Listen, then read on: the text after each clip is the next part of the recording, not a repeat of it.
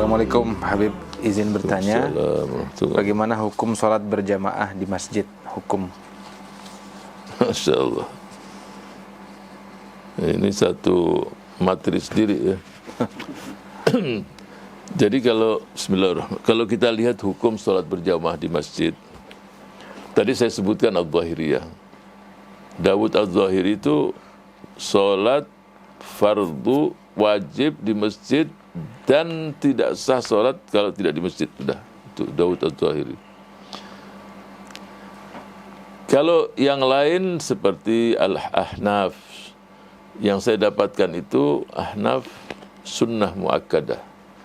Walaupun ada riwayat dalam mazhab Ahnaf itu, dalam riwayat itu, jadi begini, setiap mazhab itu punya banyak riwayat dari imamnya. Ya, sebenarnya madzhabul fiqhiyah itu kalau saya hitung-hitung bisa di atas 30. Ya, bisa 30. Tapi yang sampai ke kita sekarang hanya dihitung di bawah 10 saja. Kenapa itu semua? Karena tidak punya murid-murid yang mencatat semuanya itu. Ya, sebab setiap mazhab itu punya metode dalam dalam meletakkan hukum-hukum. Mungkin saya kasih contoh sederhana. Kita kalau dalam konstruksi bangunan itu kan ada fondasi cakar ayam. Fondasi ini itu kan ada penemu-penemunya. Ya. Kalau dalam mazhab itulah yang dikatakan usulul fiqh. Usulul fiqh itu fondasi tadi. Usul itu asas, fondasi, fiqh itu bangun. Jadi setiap imam itu punya fondasi yang beda-beda. Seperti apa fondasinya? Mereka tidak hanya Alkitab, Quran, Sunnah, Qiyas, dia punya yang lain-lain juga. Ya, punya istihsan, punya amal ahlul Madinah, punya ini banyak dalil-dalil mereka yang dia gunakan untuk membangun mazhabnya tadi. Sehingga dalam mazhab itu ada imam tadi punya beberapa riwayat. Abu Hanifah itu dia mengatakan sunnah muakkadah, tapi ada riwayat dia mengatakan wajib sholat jamaah di masjid. Ya. Malikiyah yang saya dapatkan dia hanya punya 2 riwayat, sunnah muakkadah dan fardu kifayah. Ya, Syafi'iyah juga demikian. Ada riwayat dalam Syafi'iyah juga wajib juga, tapi yang masyhur itu ya fardu kifayah atau sunnah muakkadah. Hanabilah wajib, tapi tidak seperti Dawud Zahiri. Dawud Zahiri nggak sah kalau nggak di masjid.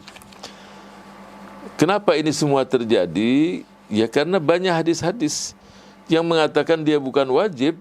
Dia melihat ada hadis yang mengatakan sholatul jamaati tafdhulu bi sholatil fardhi bi 27 darajah. Ya, berarti lebih utama. Kalau dalam jamaah ya lebih utama, memang lebih banyak pahalanya. Ini tidak menafikan bahwa kalau yang sholat tidak berjamaah di masjid tadi kemudian sholatnya tidak sah, sholatnya tidak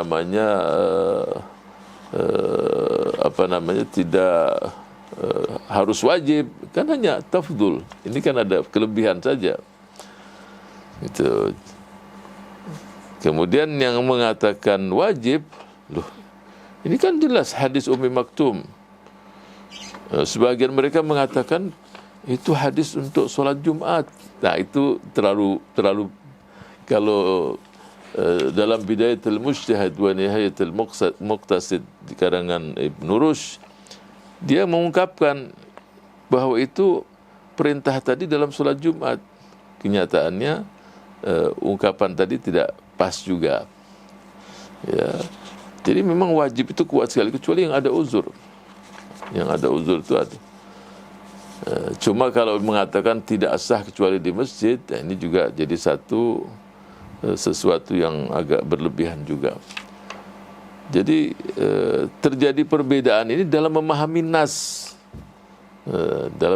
nas. Cuma kalau kita lihat hadis-hadisnya seperti yang diungkapkan oleh sahibul kitab, memang lebih mendekati ya di masjid berjamaah, kecuali memang ada uzur. Ya, umpamanya dia dalam perjalanan, dia nggak ada di rumah, atau pas adzan apa, mungkin dia di kamar mandi dalam kondisi kelewatan lah sholatnya, ya ada alasan-alasan lah. Jadi sebab terjadinya ini yaitu dalil-dalil tadi, memahami nas tadi yang bermacam-macam. Jadi sekali lagi tidak ulama tadi tidak sepakat bahwa wajib atau sunnah. Ada yang mengatakan sunnah muakkadah, fardu. Apa yang dimaksud dengan fardu kifayah? Ya kalau nggak ada yang berjamaah di masjid ya semua mereka dosa semua. Nah itu. Ya, tapi kalau ada yang sudah melakukan, ada jamaah, ya yang lain mendapatkan keringanan.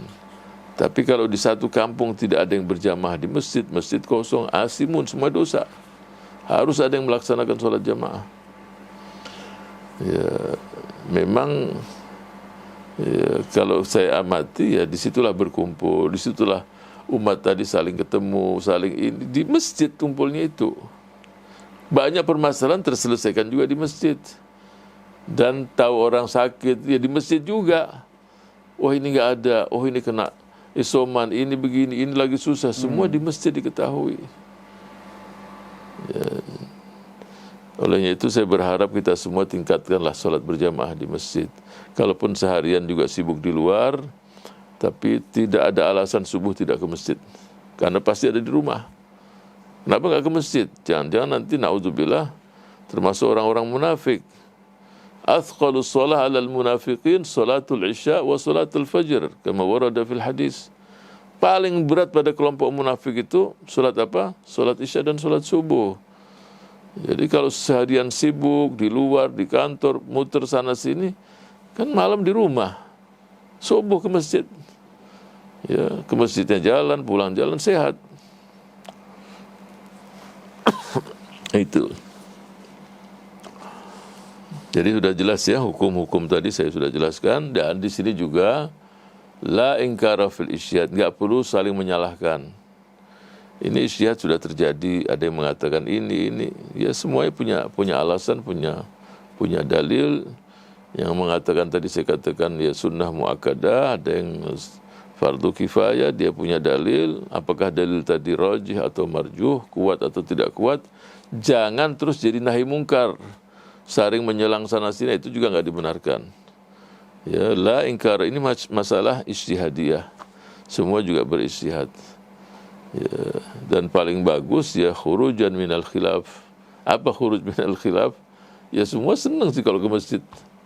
Tapi kalau ada yang mengatakan itu sunnah, ada yang mengatakan wajib. Jadi kalau ke masjid ya semua juga. Jadi kalau ada masalah yang banyak pendapat, ya carilah satu yang kalau orang semua melihat, ya semua juga sepakat. Ya, tapi sekali lagi ketika masalah-masalah ini muncul, bukan membuat umat terpecah-pecah juga.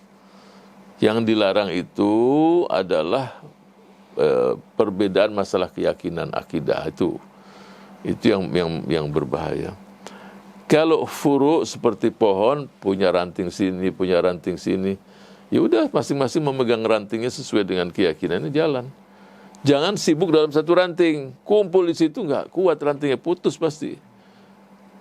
Mana ada ranting yang bisa memikul beban yang berat? Ya, dipegang semua, yang paling berat yang jatuh duluan. Ya kan? Apalagi kurus jatuh duluan.